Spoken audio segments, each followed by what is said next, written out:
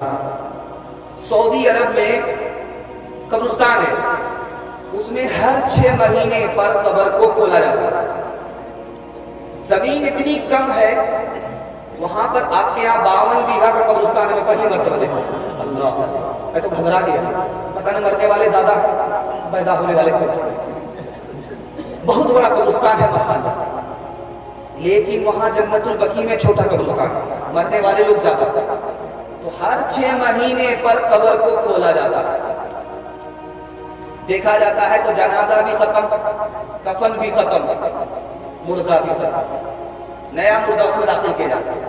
لیکن اسی جنت البقیع میں ایک قبر ہے، اس کو ہر 6 مہینے پر کھولا گیا، کفن بھی محفوظ، مردہ بھی محفوظ۔ نبی آپ کی تعظیم لکھ نہیں سکتا، میں اگر سات سمندر نچوڑ دوں راحت آپ کے نام کی ایک میم لکھ نہیں سکتا۔ نبی پیدل چل رہے ہیں، صحابی سوار ہے، صحابی نے کہا یا رسول اللہ آقا پیدل چلے، غلام سوار ہو، بڑی بے ادبی ہے۔ کہا بے ادبی نہیں ہے، میں تمہارے ادب میں اس لیے پیدل چل رہا ہوں کہ تم حافظ قرآن ہو۔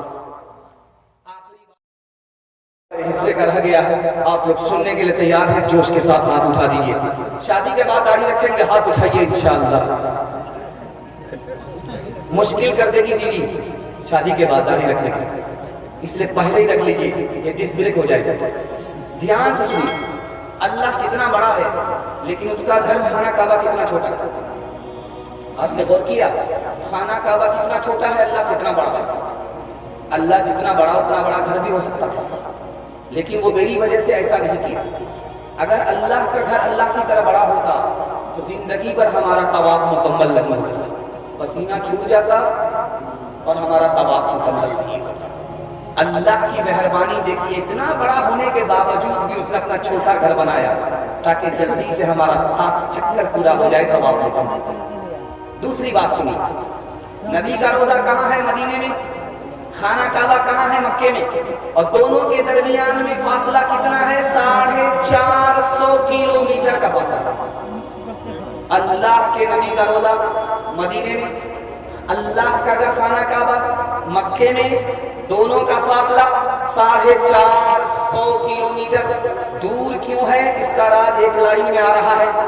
اگر نبی کا روزہ بھی مکے میں ہوتا، جیسے اللہ کا گھر مکے میں ہے، تو عاشق کا دل ٹکڑا ٹکڑا ہوتا، جو طواف کرتا اس کا دھیان روزے پر چلا جاتا، جو روزے پر سلام پڑھتا اس کا دھیان طواف پر آ جاتا۔ اس لیے اللہ نے اپنے نبی کے روزے کو 450 کلومیٹر دور کر دیا۔ تیسری بات سنیے، اس کو بہت دھیان سے سنیے کہ یہی میرے پیغام کا حصہ ہے جس کے لیے میں نے اس پیغام کو اٹھایا۔ مکہ میں خانہ کعبہ ڈائریکٹ اللہ کا گھر ہے، لیکن صحابہ نے خانہ کعبہ کو چھوڑ دیا، مدینے میں رہے۔ مکہ فتح بھی ہو بھی گیا، پھر بھی خانہ کعبہ کو چھوڑ دیا۔ اللہ کے گھر کو صحابہ نے چھوڑ دیا، کیوں؟ اللہ ہی کا حکم تھا، میرے گھر کو چھوڑنا پڑے چھوڑ دو، لیکن میرے نبی کو مت چھوڑنا۔ آخری بات آپ کے سامنے رکھنے کے لیے جا رہا ہوں، ہاتھ اٹھا کر کے وعدہ کیجئے انشاءاللہ زندگی بھر اللہ کی بندگی کریں گے۔ بالکل صحیح جا رہا، ہاتھ اٹھائیے۔ آپ کا دل بہت مضبوط ہوگا نماز پڑھنے کے لیے۔ جو بات آپ کے سامنے میں رکھنے کے لیے جا رہا ہوں، اللہ نے نماز کے لیے اپنے نبی کو کہاں بلایا؟ عرش پر بلایا۔ نماز عرش پر کیسے ملی؟ ایک لائن میں جواب آ رہا۔ نبی کے دل میں خیال آیا، میرے پروردگار میں تو تیرے قریب آ گیا، عرش پر آ گیا، تیرے قریب ہو گیا، لیکن میرا امتی تجھ سے قریب کیسے ہو؟ ابھی خیال ہی دل میں آیا تھا کہ اللہ نے نماز دے دیا کہ سجدے میں تمہارا امتی ہوگا، یہ فرش سے عرش تک چلا آئے گا۔ انشاءاللہ کبھی کبھی نماز پڑھیں گے، ہاتھ اٹھائیے۔ بالکل صحیح جا رہا ہے۔ جنازے کی نماز مسجد میں پڑھیں گے، ہاتھ اٹھائیے انشاءاللہ۔ یہ دیکھیے کہاں ہے، زمزم کا تسنیم لکھ نہیں سکتا، اے نبی آپ کی تعظیم لکھ نہیں سکتا، میں اگر سات سمندر نچوڑ دوں راحت آپ کے نام کی ایک نیم لکھ نہیں سکتا۔ پہلے توبہ سے دل پاک کر لیجئے، پہلے توبہ سے دل پاک کر لیجئے، جام توحید لب سے لگا لیجئے، پہلے توبہ سے دل پاک کر لیجئے، پہلے توبہ سے دل پاک کر لیجئے، جام توحید لب سے لگا لیجئے، آپ زمزم سے پھر اپنا منہ دھوئیے اور نام شہ انبیاء لیجئے، اتنا کہہ دیجئے آج قاصر ذرا آپ کی نعت گوئی کا مقصد ہے کیا، گر نبی کی غلامی کی ہے آرزو تو غلام نبی سے دعا لیجئے۔ قرآن کے حوالے سے آخری پیغام آپ کی خدمت کو لے کر کے آ رہا ہوں، اس کے بعد بچے اور جوان تک پہنچوں گا، میرے حصے کا 10 منٹ میں جلسہ مکمل ہو رہا، سننے کے لیے تیار ہے؟ دونوں ہاتھ اٹھا دیجئے انشاءاللہ۔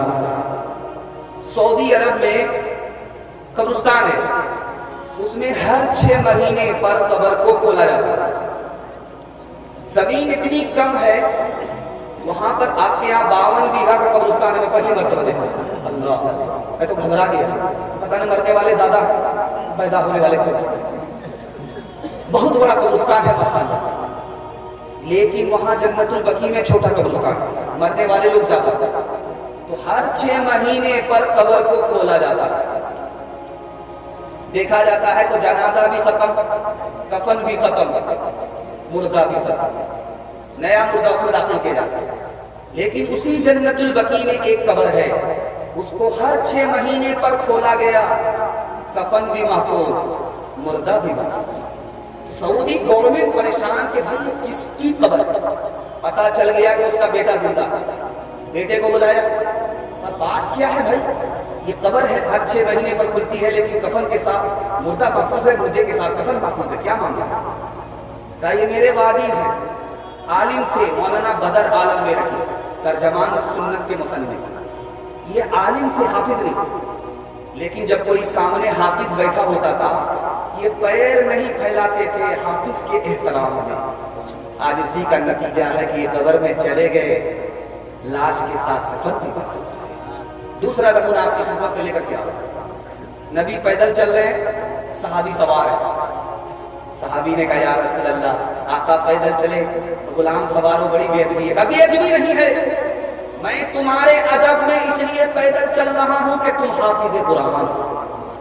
آخری بات آپ کے سامنے لے کر کے آ رہا ہوں، ایک آدمی نے شادی کی، 1 سال ہوا کوئی بچہ نہیں، 2 سال ہوا کوئی بچہ نہیں، لوگوں نے کہا یار تو کیسا جوان ہے، تو کوئی کیلنڈر چھپ ہی نہیں رہا، اب یہ بیچارہ منہ پر ہاتھ رکھ کر کے سماج سے گزر رہا، جب رات کا سناٹا ہوا تو اللہ سے دعا کرتا میرے پروردگار کب تک منہ چھپا کر کے چلوں گا، بیٹا نہ صحیح ایک بیٹی ہی دے دو، میں وعدہ کرتا ہوں جب بیٹی کی شادی ہوگی میں دنیا کی ہر دولت سے اس کو مالا مال کرتا ہوں۔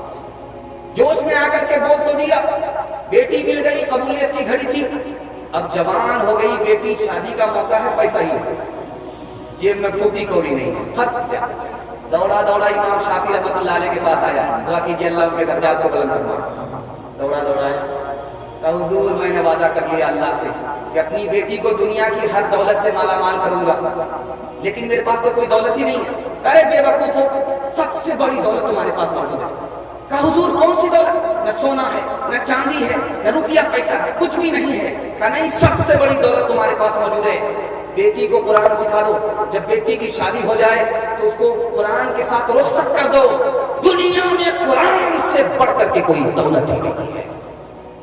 ہاتھ اٹھا کر کے وعدہ کیجیے، پہلے اپنے بچے کو قرآن پڑھائیں گے، بعد میں انجینئر پروفیسر بنائیں گے، ہاتھ اٹھائیے انشاءاللہ۔ قوم کا بچہ مدرسے میں، اپنا بچہ اسکول میں، ہاتھ اٹھائیے انشاءاللہ۔ اس صحیفے کی صحیفوں میں نرالی شان ہے، اس کے ہر ہر لفظ میں عرفان ہی عرفان ہے،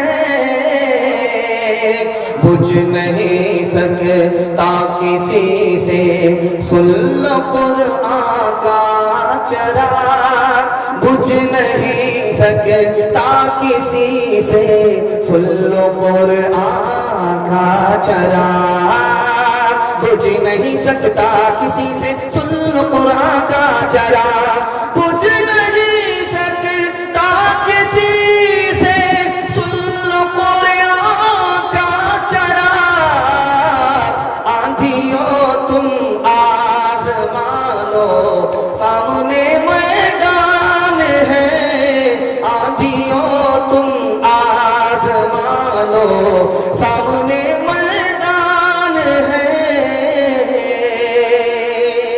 آخری پیغام بہت خوبصورت، بڑے اچھے ماحول میں یہ جلسہ آپ لوگ سن رہے ہیں، اللہ ہمارے سنانے کو، آپ کے سننے کو بھی قبول فرمائے۔ قرآن سے مضبوط رشتہ ہم سب کو اللہ نصیب فرمائے۔ دھیان سے سنیے گا، فکر آخرت کے حوالے سے 2-3 مثال پیغام ختم کر رہا ہوں، دھیان سے سنیے۔ گرو نانک کو پتا چلا کہ ایک آدمی بڑا دنیا دار ہے، دنیا کی دولت پر کنڈلی مار کر کے بیٹھا ہوا، ایک پیسہ خرچ نہیں کرتا۔ اس کو تعلیم دینے کا کتنا بہترین طریقے سے تعلیم دیا ہے، ایک سوئی ہاتھ میں پکڑا دیا، یہ میری طرف سے رکھو اور مرنے کے بعد ہم تم سے یہ سوئی اسی طرح امانت میں لیں گے۔ اس سے پکڑ کر کے بیٹھ گیا کہ کفن میں جیب تو ہوتی نہیں، میرا تو سارا کپڑا جھاڑ لیا جائے، یہ سوئی مرنے کے بعد میں وہاں کیسے لے جاؤں؟ گرو نانک نے کہا کہ جب تم سوئی نہیں لے جا سکتے ہو، یہ کنڈلی مار کر کے جو دولت کو بیٹھ گئے ہو، اس کو کیسے لے جاؤں؟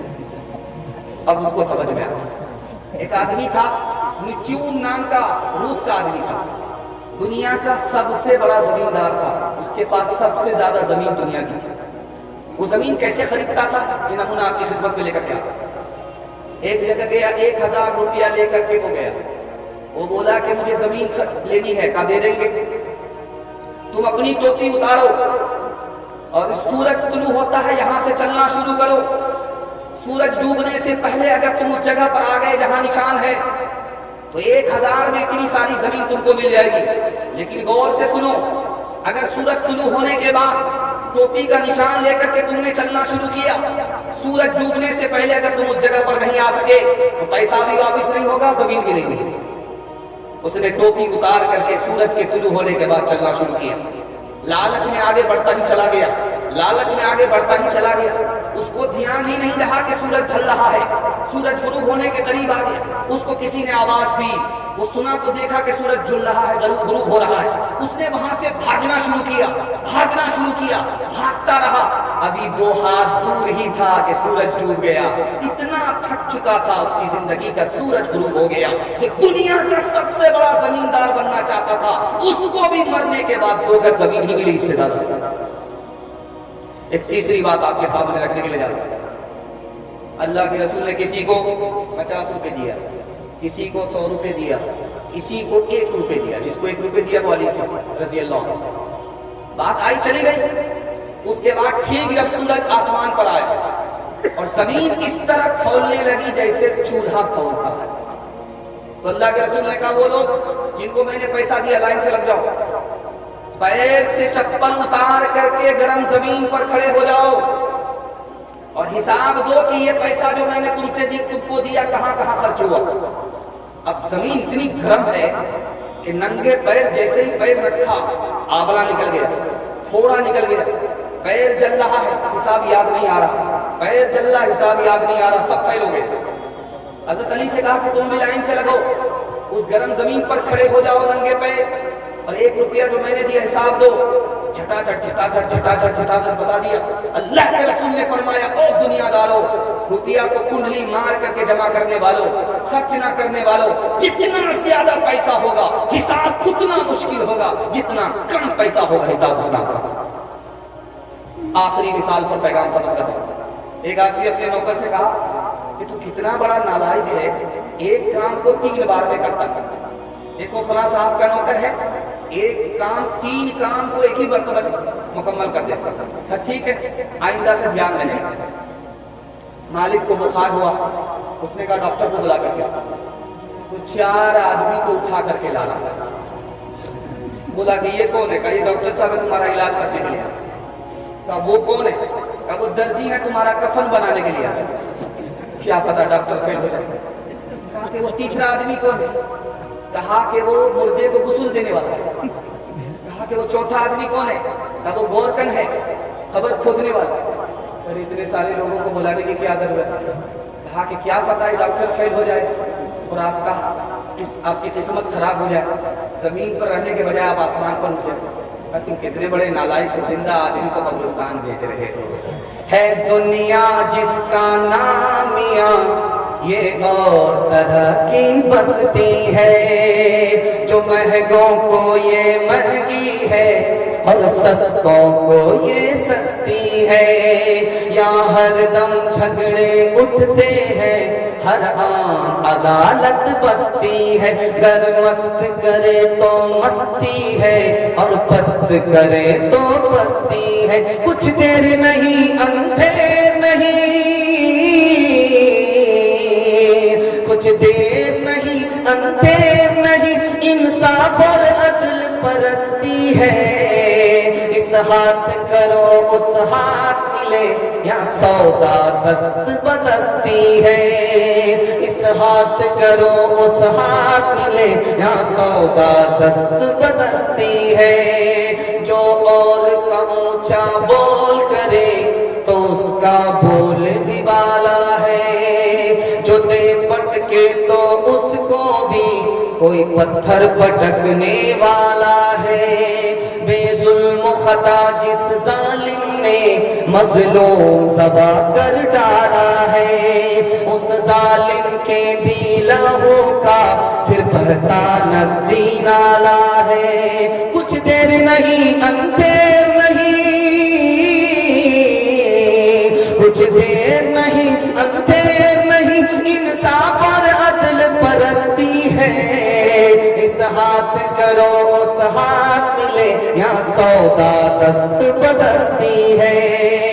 آخری پیغام جوانوں کے حوالے سے بنا رہا ہوں، بڑے اچھے ماحول میں آپ سن رہے ہیں، اللہ آپ کو جزائے خیر دے۔ 3 منٹ میں پیغام نکل رہا ہے، آپ لوگ سننے کے لیے تیار ہیں دونوں؟